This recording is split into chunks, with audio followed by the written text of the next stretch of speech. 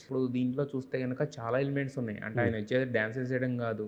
ఓ పక్కన చూస్తేనేమో ఆ డాగ్‌తో పెట్టి దానికి కొన్ని షాట్స్ ఉన్నాయి. తర్వాతేమో ఆయన బుల్లెట్ మీద వచ్చేది ఒకటి. దాని తర్వాత నుంచి స్టెప్స్ చేయడం స్టార్ట్. అంటే ఈ వరల్డ్‌ని పారడైజ్ ఓన్లీ పరిచయం చేయాలి. సెకండ్ ఏంటంటే హీరో క్యారెక్టరైజేషన్ ఏంటి? ఆడెంత మొండోడు? వాడు ఎంత తెగించున్నాడు? ఇన్ని చెప్పాలి కదా సాంగ్‌లో. అవును. అంటే సాంగ్ అంటే జస్ట్ డాన్స్ నంబర్ కానే కాదు ఇది. సో మరి ఆయన మీకిచ్చిన ఇన్‌పుట్స్ ఏంటి శ్రీకాంత్ గారు? బిగినింగ్ నుంచే ఆయన క్లారిటీగా చెప్పేశారు. ఆయన తీసుకొచ్చిన ఈ క్యారెక్టర్‌ని ఇది ఎంత వాల్యుయబుల్, ఎంత డెప్త్ ఉన్న క్యారెక్టర్, ఈ వరల్డ్ ఎలాంటిది అన్నది క్లియర్‌గా ఎక్స్‌ప్లెయిన్ చేశారు.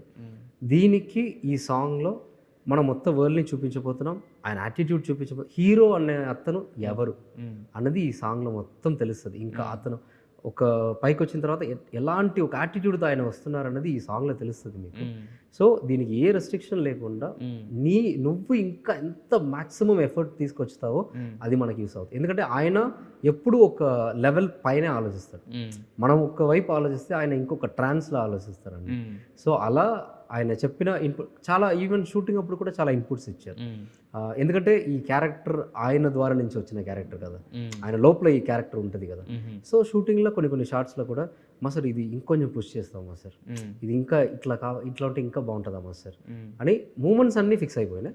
కొన్ని ఆ ఎలివేషన్ కానీ ఇవన్నీ కూడా ఒక డైరెక్టర్గా ఎక్కువ తెలుస్తుంది కదా ఆయన. సో ఆ ఇన్పుట్స్ కూడా చాలా బాగా హెల్ప్ అయింది. ఒక కొరియోగ్రాఫర్గా నాకు పర్సనలీ చాలా బాగా హెల్ప్ అయింది. అయితే నాని గారి హార్డ్ వర్క్ అవన్నీ మాట్లాడదాము. అయితే ఇట్లాంటికన్నా ముందు ఈ సినిమాకి సంబంధించిన ఒక సాంగ్, ఒక రీల్ వేరే దగ్గర ఏదో వైరల్ అయ్యి అక్కడి నుంచి తీసుకున్నారని చెప్పి దాని నుంచి ఇన్స్పైర్ అయ్యారు, దాని నుంచి కాపీ కొట్టారు, ఇన్ని మాటలు వచ్చినాయి. అంటే ఒక పక్కన సాంగ్ హిట్ అవ్వడం ఒకటైతే, ఒకటి ఇది కూడా సరౌండ్ అవడం అనేది కొంచెం ఇది కదా. సో ఏంటిది అసలు, వాట్ ఈస్ దట్? అది లేదు, అది ప్రాపర్లీ అది కోఇన్సిడెన్సే. దాంట్లో కొంతమంది చేస్తున్నప్పుడు కూడా ఇది కాపీ మూమెంటో ఇది ఏదో అని ఒక ట్యాగ్ ఇస్తున్నారు కదా. Okay, that's their opinion. But అది అట్లా జరగలేదు. ప్యూర్లీ జెన్యూన్గా మనకి ఈ సాంగ్ వచ్చిన తర్వాత మనకి ఏమి అనిపించిందో అది దాన్ని చేసాము, అది అవుట్పుట్గా వచ్చేసింది అంతే. ఇంకా ఒకవేళ ఇన్స్పైర్ అవ్వాలన్నా, కాపీ కొట్టాలన్నా మనం దాని ముందు చూసి ఉండాలి కదా. జెన్యూన్లీ అది చూడట్లేదు. అప్పుడు దాకా నేను బయటకు వచ్చిన తర్వాత ముందు దాకా నేను చూడట్లేదు దాన్ని. So purely coincidence. మనం కానీ ఎంత వాళ్ళు అట్లా చెప్పినా కూడా దానికన్నా ఎక్కువ మన ప్రజల మధ్యలో ఈ లవ్ కానీ, క్రేజ్ కానీ, ప్రేమ ఉంది కదా. సో మనం దాన్ని పట్టించుకొని ముందుకెళ్ళడం బట్ నేను అనేది జస్ట్ క్లారిటీ కోసం అడుగుతున్నాను వాట్ ఈజ్. ప్లస్ ఇంకోటి ఏంటంటే, అంటే ఈ ఫ్లోర్ మూమెంట్స్ అనేది మనకి ప్రేమ్ రక్షిత్ మాస్టర్ ఫ్లోర్ మూమెంట్స్లో కింగ్ యాక్చువల్గా.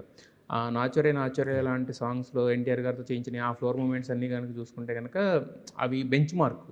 సో మరి ప్రేమ్ రక్షిత్ గారి దగ్గర చేయడం వలన దీనికి అంటే ఒక ఫ్లోర్ మూమెంట్, లాంగ్ మూమెంట్ ఇచ్చారు కదా. సో ఏంటి దానికి ఇన్స్పిరేషన్? ఆ చిన్న ఇన్ఫ్లుయెన్స్ ఎప్పుడు ఉంటుంది.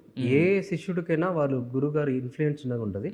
కానీ దాన్ని బ్రేక్ చేసి వేరే ఒకటి చేయాలనే మనం ట్రై చేస్తాము. సో మీరు అడిగిన క్వశ్చన్కి ఆన్సర్ అదే. ఒక 11 years అలాంటి ఒక గురువు దగ్గర నేర్చుకున్న ఒక అతని దగ్గర ఇలాంటి ఫ్లోర్ మూమెంట్స్ ఎన్ని ఉంటాయి. సో దానికి ఇంకా కాంట్రవర్సీ రావాల్సిన అవసరమే లేదు. సో ఇది ఆయన నుంచే వచ్చింది కాబట్టి ఈ మూమెంట్ రాలేదు. దీనికి కొన్ని ఆప్షన్స్ కూడా వి ట్రైడ్, చాలా options we tried. And director గారి దగ్గర మేము చూపిస్తున్నప్పుడు కూడా 2-3 ఆప్షన్ చూపించిన. ఈ పర్టికులర్ ప్లేస్కి ఈ మూమెంట్స్ అంతా మనం చేయొచ్చు, నించోని కొన్ని మూమెంట్స్, వేరే ఇంకా ఆలోచించాల మూమెంట్స్, మళ్ళీ ఫ్లోర్ మూమెంట్స్, ఇవన్నీ కలిపి ఇచ్చాం మనం ఎడిటెడ్ వర్షన్. ఆయనకి అది నచ్చింది, ఇది బాగుంది, మన క్యారెక్టరైజేషన్కి ఈ మూమెంట్ ఇంకా ఎగ్జాక్ట్ ఉంటుంది మాస్టర్, మనం దీని మీద వెళ్ళిపోదామన్నారు. సో అదే రీజన్.